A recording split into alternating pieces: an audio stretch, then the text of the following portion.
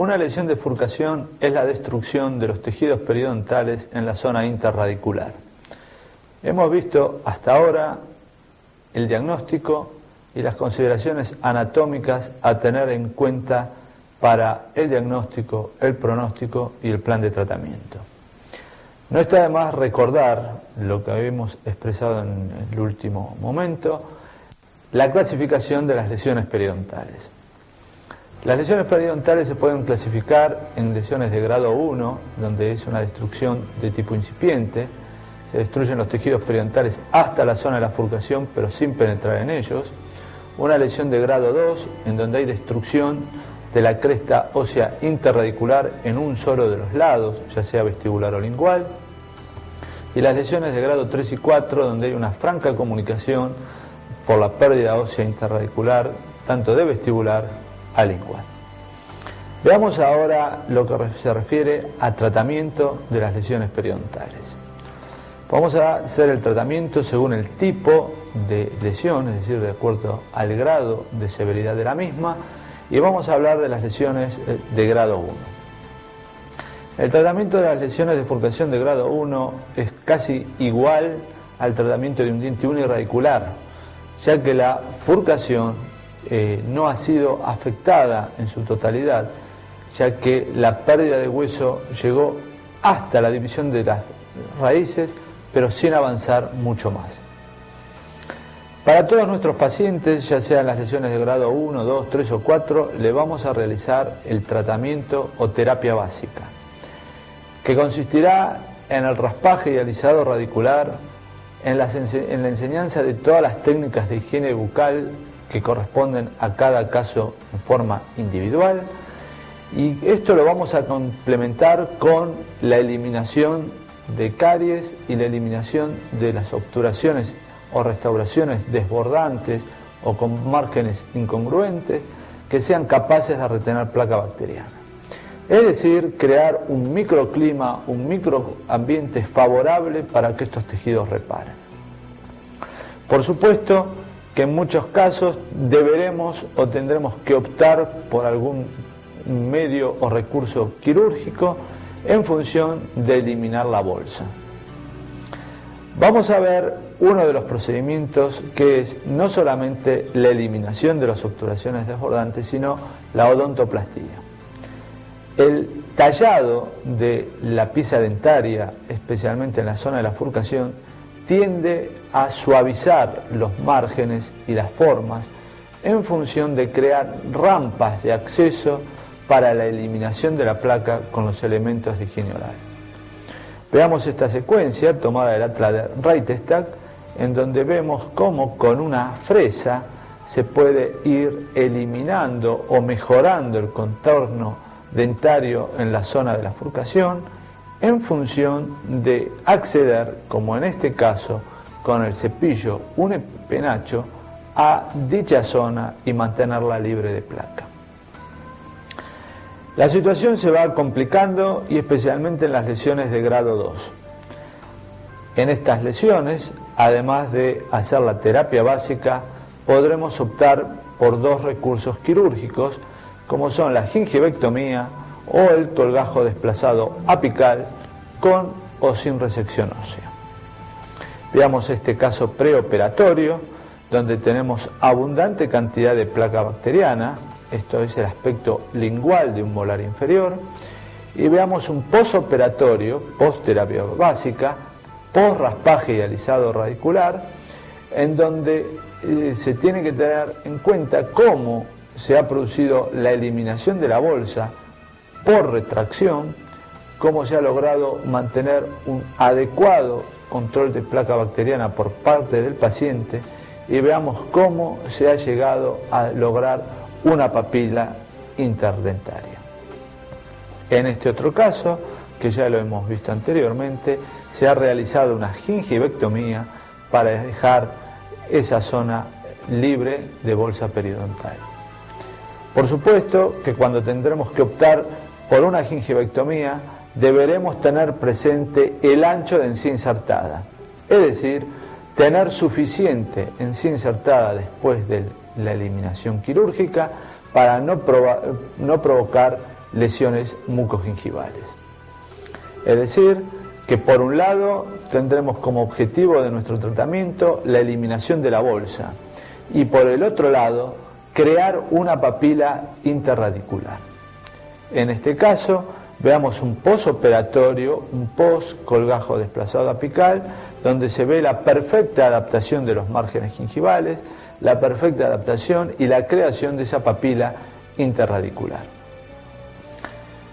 Muchas veces se nos presentan situaciones en donde debemos aumentar o alargar la corona clínica por razones protéticas y que a la vez se nos presenta la situación de hacer el tratamiento de una lesión de furcación.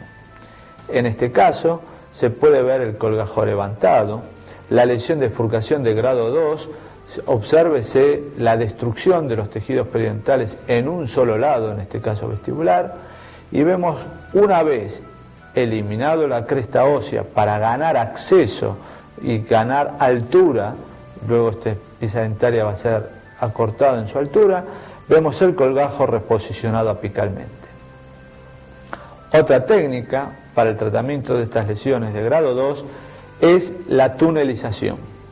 Acá podemos ver el posoperatorio de un mes, donde se puede visualizar cómo ha sido comunicado, transformada la lesión de grado 2 en una lesión de grado 3, o mejor dicho de grado 4, porque está la furcación expuesta, en función de una adecuada y correcta higiene oral.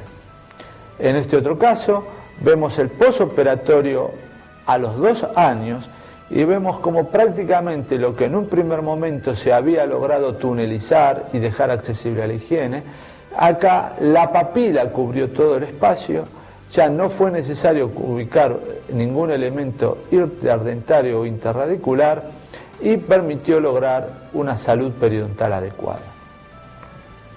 Los problemas se van complicando cuando, además de tener una lesión en la zona de la furcación, tenemos una bolsa que está próxima a la línea mucogingival.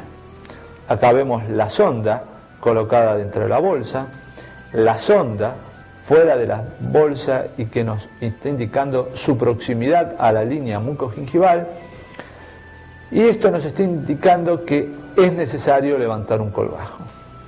El colgajo levantado, la razón de la persistencia o permanencia de esa lesión lo vemos acá: placa, cálculo, una superficie radicular con toxinas, especialmente endotoxinas.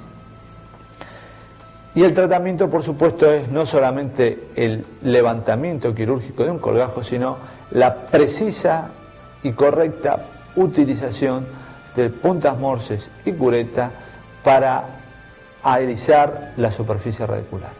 Esa preparación de la superficie radicular nos permite visualizar una buena superficie en donde luego se repone el colgajo, en este caso apical. Vean cómo el margen del colgajo, el borde del colgajo fue suturado casi a nivel o ligeramente apical a la cresta ósea, y el posoperatorio de 15 días nos está indicando cómo se dejó expuesta la furcación para ubicar un elemento auxiliar como es este Stimudent para hacer una buena higiene. El posoperatorio al mes nos está indicando cómo va reparando esa zona posquirúrgica, y el posoperatorio al año nos está indicando que prácticamente esa zona de la furcación fue cubierta con tejido y la reparación fue total. Obsérvese que la paciente estaba realizando un excelente control de placa, ya que aún con esta banda de ortodoncia la salud periodontal se mantuvo un año después. En este último tiempo se está probando con un nuevo procedimiento quirúrgico y de regeneración, como es la regeneración tisular guiada. Estos dos casos clínicos tomados de un trabajo de Víctor Terranova y de Pontoriero nos está indicando cómo a través del uso de membranas se logró la regeneración de los tejidos periodontales vean cómo se ha ganado no solamente altura ósea, sino que se está ganando tejido de inserción. El tratamiento periodontal se complica en las lesiones de grado 3 y 4, ya que además de realizar el tratamiento periodontal en sí mismo, es necesario utilizar otras técnicas como son la hemisección y la radiectomía, que contribuyen a lograr la salud periodontal, pero que además está involucrada la eliminación de una o más raíces y está involucrada otros dos procedimientos odontológicos como son la endodoncia y la prótesis. Veamos cuál es el objetivo de eliminar una raíz. Fundamentalmente, toda técnica quirúrgica, y en este caso la eliminación radicular, tiende a lograr un mejor control de la placa bacteriana. Por el otro lado, hay una mayor accesibilidad por parte del paciente para lograr una mejor limpieza y manejar más adecuadamente la situación de tipo instrumental. Es decir, que la eliminación radicular nos permite acceder al control de placa, acceder a la instrumentación, nos permite salvar compromisos de tipo endodóntico en algunas raíces con la finalidad de conservar los molares. ¿Qué es la radiectomía? La radiectomía es la remoción de la raíz apical a la zona de la furcación sin eliminar la porción coronaria del diente. Tiene indicaciones tanto periodontales como endodónticas.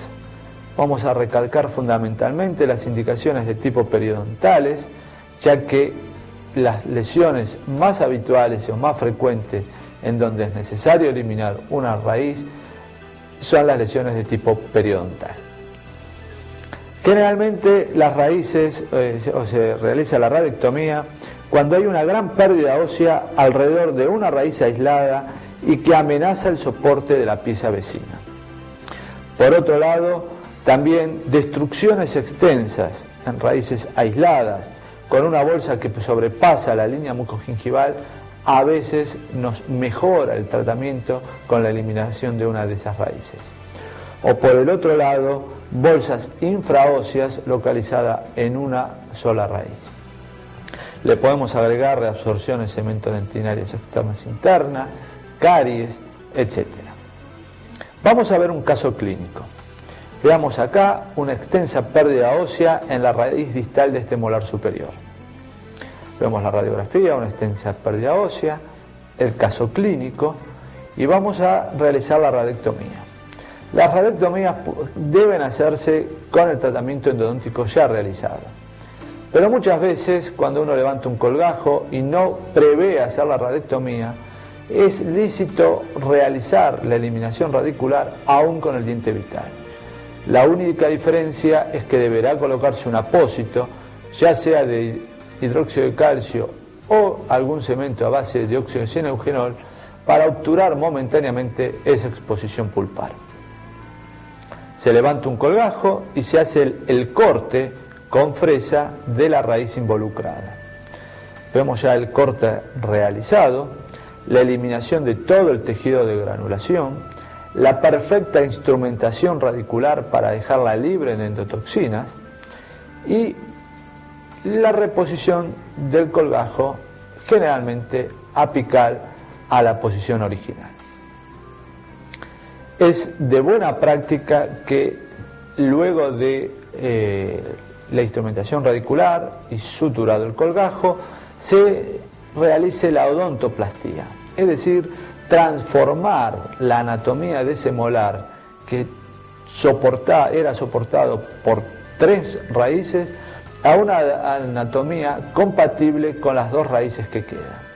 No solamente transformar las superficies de las caras libres en rampas para acceder a una buena higiene oral, sino reducir el ancho oclusal para que las cargas oclusales sean adecuadas a las 2 raíces que quedan. Vemos acá un posoperatorio a los 15 días, donde prácticamente el alvéolo de la raíz ha quedado prácticamente cicatrizado. y lo vemos acá una vez hecha la odontoplastía para crear una rampa perfectamente accesible a la higiene. Y el posoperatorio radiográfico. Cuando uno hace la radiectomía debe eliminar totalmente la raíz y totalmente el piso de cámara. Veamos en este caso donde solo se sacó la raíz, pero ha quedado parte del piso de cámara, y vemos en este otro foto cómo fue necesario remover todo ese excedente de material dentario para que no queden zonas potencialmente retenedoras de placa. Veamos cómo un molar se ha transformado en un diente de 3 raíces, pasó a ser un diente de 2 raíces. La radiectomía nos es muy útil. Nos es muy útil porque nos permite mantener dientes pilares para prótesis. En este caso, veamos un molar superior con una caries extensa interradicular donde se optó por eliminar la raíz palatina. Veamos cómo, eliminada la raíz palatina, quedaron las 2 raíces vestibulares, fueron reconstruidas con un perno muñón y fue perfectamente útil para ser pilar de un puente. En este otro caso, también se sacó la raíz palatina, también fue pilar de puente, pero veamos cómo en este caso se dejó la furcación abierta, expuesta al medio bucal, y cómo se pudo utilizar un limpiapipas como elemento interdentario de limpieza. El caso visto desde oclusal, y ahora veamos el caso visto de vestibular. Pero como los éxitos y fracasos se ven a largo plazo, veamos cómo este posoperatorio al año y este posoperatorio a los 4 años nos está indicando el éxito clínico. Y el éxito clínico no solamente va en función de que no haya bolsa, sino también que no haya caries en los espacios interradiculares, porque ese es el otro peligro potencial de exponer la furcación al medio bucal. Con la utilización de un explorador fino y duro para testear la dureza de ese espacio interradicular, nos está indicando el éxito a largo plazo. El otro procedimiento quirúrgico combinado es la hemisección. La hemisección consiste en la división de un diente multiradicular en 1 o 2 fragmentos. Las indicaciones de la hemisección van en función de tratar bolsas infraóseas profundas de 1 o 2 paredes, furcaciones expuestas con caries en el fondo de la bifurcación, sirve para dividir el pronóstico, para conservar molares con perforaciones en el piso de cámara y reabsorciones dentinarias internas o externas. Veamos un caso. Estos 2 molares inferiores, especialmente el primer molar, fue tratado con una hemisección en función de poder manejar más adecuadamente el medio ambiente interradicular. Como ya lo expresé anteriormente, el pronóstico no solamente va a estar en función del pronóstico periodontal, sino también en función del pronóstico endodóntico y protético. Vemos cómo se rehicieron los tratamientos endodónticos, cómo se confeccionaron 2 pernos muñones y las coronas correspondientes. Acá es muy importante que la prótesis tenga concepto periodontal. Tenga concepto periodontal en función de márgenes bien adaptados, sino de contornos adecuados. Crear el contorno interradicular adecuado como para que ese espacio interradicular sea amplio para tener un buen acceso a los elementos de higiene interdentaria. Vemos acá el mismo caso, 6 años después nos está demostrando que aún con el correr del tiempo no se ha perdido más hueso de inserción. La hemisección también nos permite conservar dientes, y nos permite conservar dientes como en este caso, donde se ha producido la perforación interradicular en este segundo molar inferior con un tornillo de tipo de los dentatus. Para tratar de conservar esa pieza dentaria se hizo la radectomía y se confeccionaron 2 coronas. La vista lingual nos está indicando el amplio espacio proximal con la correcta ubicación de la soldadura próxima a la zona oclusal para dejar un amplio espacio interradicular para que el paciente pueda ubicar un limpiapipas o algún elemento interdentario. Veamos el posoperatorio al año, el posoperatorio a los 2 años, donde vemos que realmente ya no perdió más hueso. Para el tratamiento de las lesiones de furcación, a veces se puede combinar la radectomía con la hemisección. En este caso, se optó por eliminar la raíz distal y toda la mitad distal del diente. Por supuesto, se hizo el tratamiento endodóntico. Vemos el preoperatorio con una sonda que nos está indicando una lesión de casi 8 milímetros de profundidad. La sonda ubicada horizontalmente que nos está indicando una lesión de grado 3 y 4 con una comunicación de vestibular a lingual. El colgajo levantado, donde nos está demostrando la ausencia casi total de hueso en la raíz distal, pero con buena altura ósea en proximal, en vestibular y en lingual. El procedimiento técnico consistirá en seccionar el molar con una piedra de diamante extra larga, comenzar desde vestibular a lingual, iniciar en la zona próxima de la furcación e ir atravesando de vestibular a lingual hasta completar la sección del mismo. En otros momentos, si no se utiliza una fresa, se puede utilizar un disco de carborundum, pero con los recaudos que el caso lo necesite. Acá vemos el corte ya realizado y veamos cómo era tan poco el soporte óseo que prácticamente con una pinza de algodón separamos el fragmento y lo extraemos. Aquí, en la misma forma que en la radectomía, hay que remodelar la superficie dentaria, fundamentalmente en función de angostar las superficies oclusales, ya que ahora este molar se ha transformado en un premolar, para reducir las cargas que incidan sobre esa sola raíz. El posoperatorio a los 2 años nos está indicando no solamente que se ha mantenido en boca esa pieza dentaria, sino que nos está indicando que este paciente ha tomado tan en serio el control de placa que ha producido la abrasión de la superficie cementaria expuesta al medio bucal. Y por supuesto, la salud gingivo-periodontal fue el resultado. Y llegamos al final. Llegamos al final y tal vez sea lo más importante y en función de los cuales hicimos todos estos procedimientos quirúrgicos, periodontales y protéticos, que es el control de higiene. El control de la placa bacteriana, como vemos en esta lesión de grado 3 o 4 en este molar superior, se debe hacer con todos los elementos auxiliares a nuestra disposición, ya sea Stimuden, limpiapipas, Proxabrush, cepillos unipenachos, cepillos interdentarios. Vemos cómo este paciente hacía realmente maravillas con este Stimuden y podía eliminar toda la placa bacteriana que se estaba acumulando en la zona de la furcación. Vemos este molar superior donde se crearon la situación necesaria no solamente de salud, sino la papila interdentaria, como para que él pueda hacer una buena higiene, en este caso utilizado con este Proxabrush. Y un capítulo aparte merecerá la prótesis, que se deberán dejar los márgenes los más alejados posibles de la encía, para que todo elemento interdentario que podamos ubicar pueda ser utilizado sin tener ningún obstáculo para pasarlo.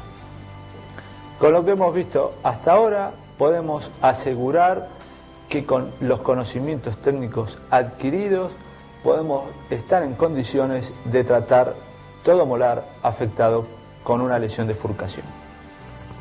Es importante recalcar que el tratamiento de un diente multiradicular no difiere en gran medida del tratamiento de un diente uniradicular, a excepción de que está ubicado en una situación anatómica especial. Debemos recordar que tienen una anatomía especial. Sus superficies radiculares son cóncavas, no son ni rectas ni convexas. Se caracteriza también porque pueden presentar determinadas características anatómicas como son las proyecciones de esmaltes y la cresta interradicular.